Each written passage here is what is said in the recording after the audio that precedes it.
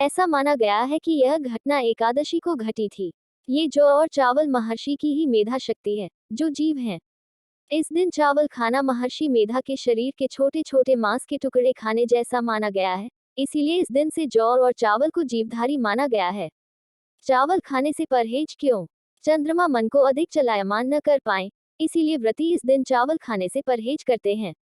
एक और पौराणिक कथा है कि माता शक्ति के क्रोध से भागते भागते भयभीत महर्षि मेधा ने अपने योग बल से शरीर छोड़ दिया और उनकी मेधा पृथ्वी में समा गई। वही मेधा जौ और चावल के रूप में उत्पन्न हुई। चावल का जल से संबंध। जहाँ चावल का संबंध जल से है, वही जल का संबंध चंद्रमा से है।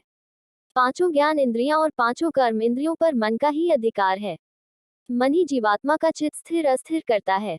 मन और श्वेत रंग के स्वामी भी चंद्रमा ही हैं, जो स्वयं जल, रस और भावना के कारक हैं। इसीलिए जल तत्व राशि के जातक भावना प्रधान होते हैं, जो अक्सर धोखा खाते हैं। चावल न खाने की सलाह क्यों? वर्ष की 24 एकादशियों में चावल न खाने की सलाह दी जाती है। ऐसा माना गया है कि इस दिन चावल खाने से प्राणी रेंगने वाले जीव की योनि में जन्म पाता है, किंतु द्वादशी को चावल खाने से इस योनि से मुक्ति भी मिल जाती है। चावल के लिए मिट्टी की जरूरत नहीं। आज भी जौ और चावल को उत्पन्न होने के लिए मिट्टी की भी जरूरत नहीं पड़ती। केवल जल का छींटा मारने से ही ये अंकुरित हो जाते हैं। इनको जीव रूप मानते हुए एकादशी को भोजन के रूप में ग्रहण करने से परहेज किया गया है, ताकि सात्विक रूप से विष्णु स्वरूप एकादशी का व्रत संपन्न हो सके। एकादशी को चावल खाना वर्जित क्यों?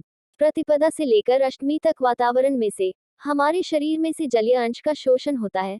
भूख ज्यादा लगती है और अष्टमी से लेकर पूनम या अमावस्या तक जलीय अंश शरीर में बढ़ता है। भूख कम होने लगती है।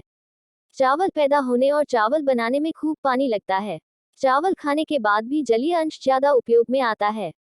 जल के मध्यम भाग से रक्त एवं सूक्ष्म भाग से प्राण बनता है। सभी जल तथा जलीय पदार्थों पर चंद्रमा का अधिक प्रभाव पड़ने से रक्त व प्राण की गति पर भी चंद्रमा की गति का बहुत प्रभाव पड़ता है। अतः यदि एकादशी को जलीय अंश की अधिकता वाले पदार्थ जैसे चावल आदि खाएंगे तो चंद्रमा के कुप्रभाव से हमारे स्वास्थ्य और सुव्यवस्था पर कुप्रभाव पड़ता है। जैसे कीड़े मरे या कुछ अशुद्ध खाया तो मन विक्षिप्त होता है, ऐसे ही एकादशी के दिन चावल खाने से भी मन का विक्षेप बढ़ता है। अष्टमी के बाद जलीय अंश आंदोलित होता है और इतना आंदोलित होता है कि आप समुद्र के नजदीक 150 किलोमीटर तक के क्षेत्र के पेड़ पौधों को अगर उन दिनों में काटते हो तो उनको रोग लग जाता है।